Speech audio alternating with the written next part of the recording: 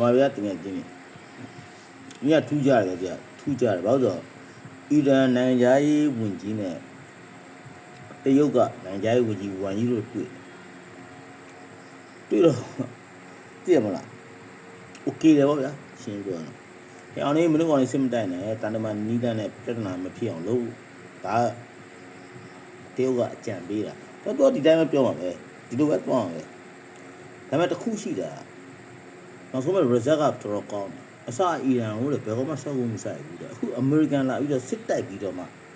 အီရန်မှတိလာပိတ်ဆက်ခဲ့ရတဲ့အကြောင်းအရာတွေအများကြီးရှိတယ်ဒါပေမဲ့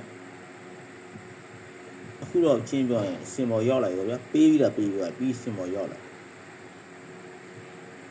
တချို့ဟာတွေကအဲ့တိုင်းပဲသွားတယ်လေတချို့ဟာတွေကလေနိုင်ငံရေးအဲ့တိုင်းပဲသွားတယ်ပိတ်ဆက်ခဲ့ရတဲ့အကြောင်းအရာတွေအများကြီးရှိတယ်နိုင်နေပြီလို့ထင်နေတဲ့လူတွေအများကြီးရှိတယ်ဒီကပွက်ပြီးပါပြီကွာပေါ့နော်ဒါပေမဲ့ပြီးဘူးအခြေအနေမှပြန်ရောက်လာမြန်မာပြည်ကလူတွေလည်းသိဖို့လိုတယ်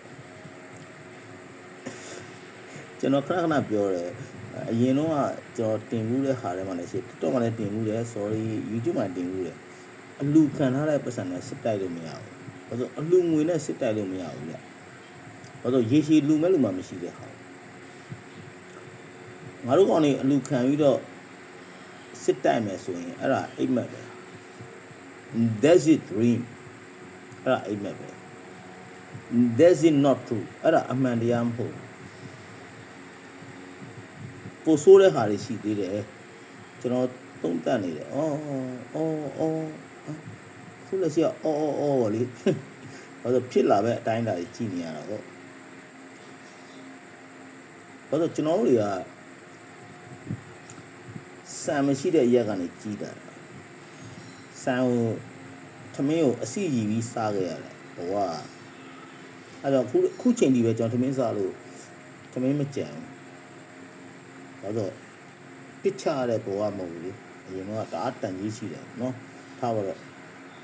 အခုလည်းဒီတိုင်းပဲခုနကပြောတဲ့ဟာကြီးပြန်ပြောလိုက်မယ်အလှခံပြီးတော့မှရတဲ့ငွေကြေးနဲ့စစ်တိုင်းမယ်ဆိုရင်ငယ်ချင်းတို့ရေရှည်မှာတော့လုံးဝတမျိုးကြစစ်ပွဲရတော့မဖြစ်လာဘူးရှုံးပါ that's it true အဲ့ဒါအမှန်တရားပဲမကြိုက်လဲပြောရမယ် that's it true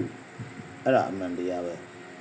မကြိုက်လဲပြောရမယ်နော်မကြိုက်တဲ့လူတွေရှိတယ်ပြောရမယ် that's it true အဲ့ဒါအမှန်တရားပဲ